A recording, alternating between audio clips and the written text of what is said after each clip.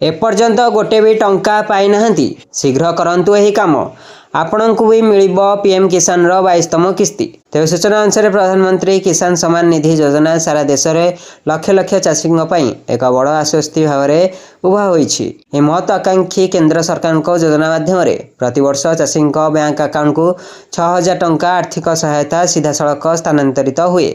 एपर्यंत सरकार यह योजना अधीन 21टी किस्ती जारी करछंती। प्रत्येक थर चाषी अकाउंट को 2000 टंका पठा जाउछि। वर्तमान सारा देश में चाषी मैंने 22तम किस्ती पाई उत्साहर सहित अपेक्षा करछंती।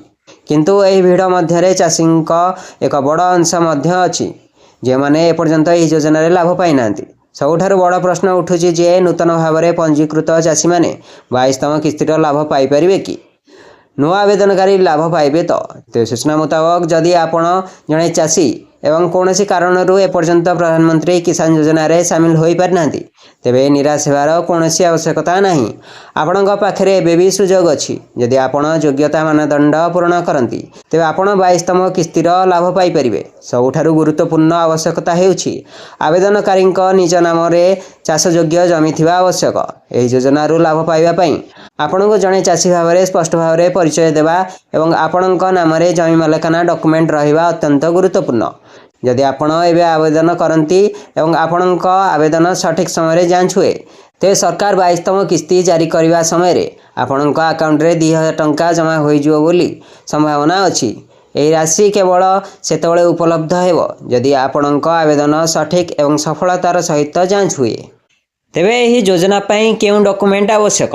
तेज सूचना मुताबक ग्रामांचल में रोथुवा चाषी मैंने सहजरे अंशग्रहण करें बोली सरकार आवेदन प्रक्रिया को सरल एवं सुलभ करिसेंती। योग्य चाषी मैंने सेमानंकर स्थानीय राजस्व अधिकारी किंबा ग्राम पटुआरी सहित जोगाजोग करें। यह सहित निकटतम साधारण सेवा केंद्र CSC को जाई पंजीकरण मध्य करा जाई परिवो। यदि आपण टेक्नोलोजी साभी तेबे आपण पीएम किसान पोर्टाल मध्य स्वयं पंजीकरण करें। आवेदन करने समय आपण को किसी गुरुत्वपूर्ण कागजपत्र आवश्यकता पड़ो। एथिरे नागरिकता प्रमाण आपणकर आधार कार्ड बैंक अकाउंट विवरणी एवं सबुठारु गुरुत्वपूर्ण कथा हेउछि जमी मालिकाना प्रमाणपत्र करुवा कागजपत्र अंतर्भुक्त। यह कागजपत्र बिना आवेदन प्रक्रिया संपूर्ण बोली विवेचना कराजिबो नाही। तेणु सेगुड़ी को पूर्व प्रस्तुत रखा बुद्धिमान कार्य।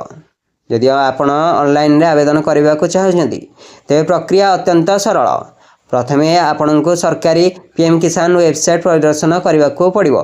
सेठारे फार्मर कॉर्नर विभाग में आपण नूतन चाषी पंजीकरण विकल्प देखिए। यह विकल्प उपरे क्लिक करने द्वारा एक नुआ पेज खोलिबो।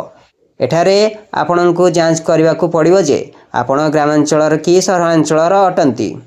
यापर आपणकर आधार नंबर एवं राज्य चयन करंतु, कैप्चा कोड प्रवेश करंतु एवं सर्च बटन क्लिक करंतु।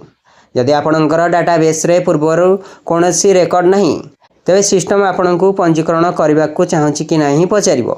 आपण येस चयन करने द्वारा पंजीकरण फॉर्म खोलिबो। आपणकर व्यक्तिगत एवं बैंक सूचना सठिक भाव में प्रवेश करंतु एवं सेव करंतु तापरे क्लिक करंतु। यह आपणकर आवेदन प्रक्रिया समाप्त करिवो एवं आपण आपणकर 22तम किस्ती पाइबा पई लाइन में रहिबे। ब्यूरो रिपोर्ट नवीकरण टीवी।